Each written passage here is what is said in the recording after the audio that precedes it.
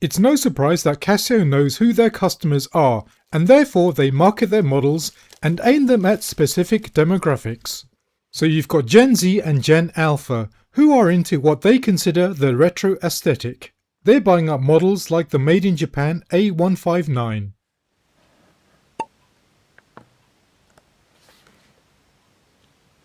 You've also got millennials who are turning away from smartwatches after becoming fed up with the constant charging they require.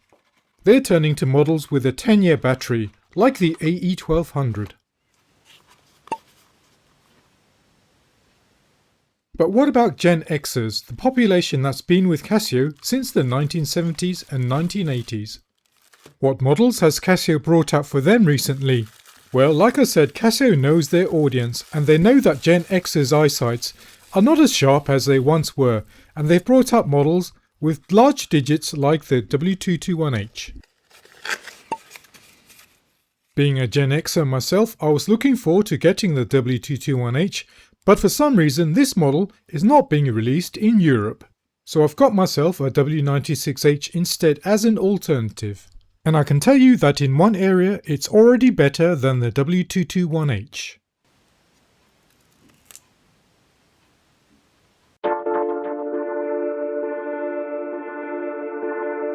The unique selling point for the W221H is that it is a fully featured watch with large digits in a mid-size case.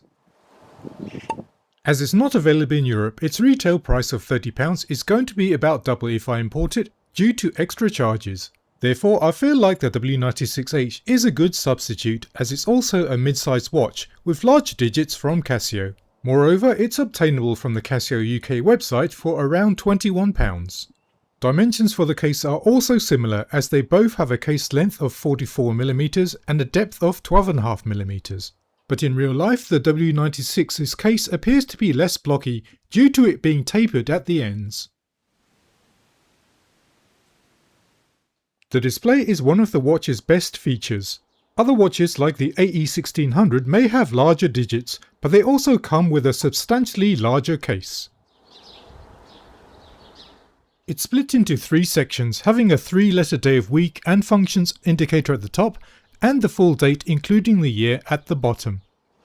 Just because the watch is made to be practical doesn't mean that Casio has made any concessions to it being stylish. I like the black coloured bezel that surrounds the LCD, which offers a nice contrast to the silver resin case. Likewise, the black plastic buttons also offer a contrast to the case, and they look as if they were intentionally designed rather than added on as an afterthought. The version of the W96H that you see is the W96H-1AV, and other variants are also available.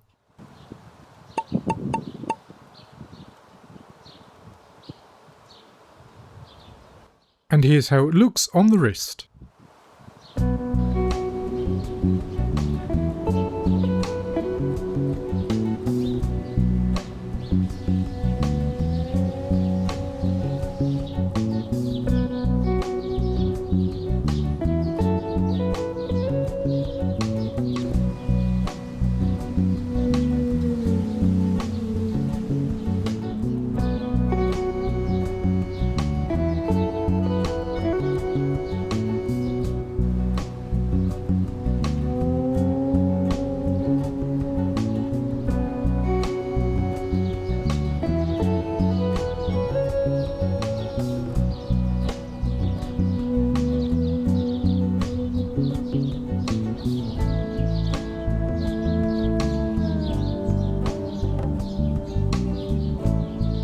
The fact it only weighs 32 grams is not the only factor that makes the watch so comfortable. The straps curve at the lugs and hugs the wrist without pinching.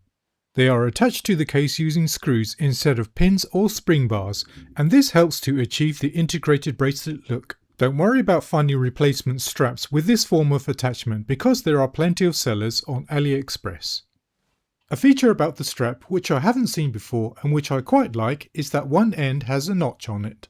It's a simple but effective solution and it stops one end from falling out of the keeper. On the back of the case is a steel case plate held down by 4 screws. It has a vertically brushed finishing and is embossed with the module number inside the case, which is 3239. The module uses a single CR2025 battery, which should last for about 10 years on average. Water resistance is the same as the W221H at 5 bars or 50 meters.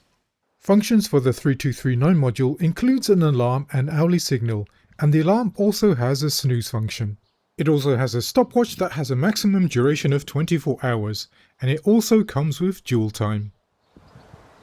Where it's better than the W221H is that when it's in any of the other modes, the current time is still shown at the bottom left of the screen. What it doesn't have, at least when it's straight out of the box, is a countdown timer. There is one built into the module, but it's been deliberately disabled by Casio, and you can re-enable it yourself. There are a few tutorials on YouTube that show you how to do that. The rated accuracy for the module is plus or minus 30 seconds a month, but that's the worst case scenario. Mine has drifted by about 2 seconds after I set it to the atomic clock 14 days ago. Next, let's take a look at the backlight. Considering that the watch has such a large display, it comes only with a single LED. Surprisingly, it is enough to illuminate the whole display, which shows that there must be a fairly decent light spreader installed. The backlight does have afterglow, which means that it stays on for a while after you press the button. The duration is about 1.5 seconds and cannot be altered.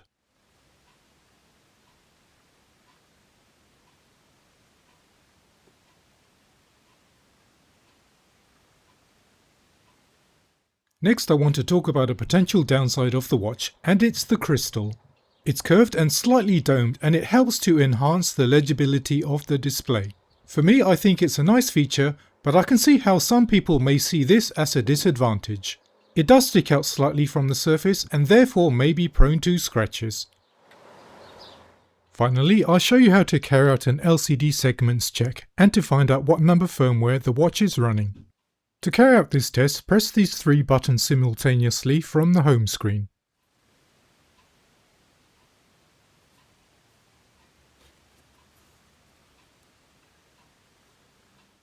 You can immediately see the display change. Press the mode button once and 3233 is displayed. This shows you the firmware number the watch is running. You will also see the same number on the W800, and that's because these two watches share exactly the same features on the module. Press the mode button again and all the LCD sections are activated. This will give you a visual indication as to whether there are any bad areas on the display. Then press the mode button a couple more times to exit. It is a shame that Casio has decided not to sell the W221H in Europe. Or at least they're not doing so currently, and Casio is missing out on a huge volume of sales because of it. Even if it's never sold here, the W96H is an excellent alternative. It has large digits and is one of the clearest displays around. Plus it's very comfortable on the wrist, more comfortable in my opinion than the W800. If you can get a hold of it for around £21, then it's value that can't be beaten.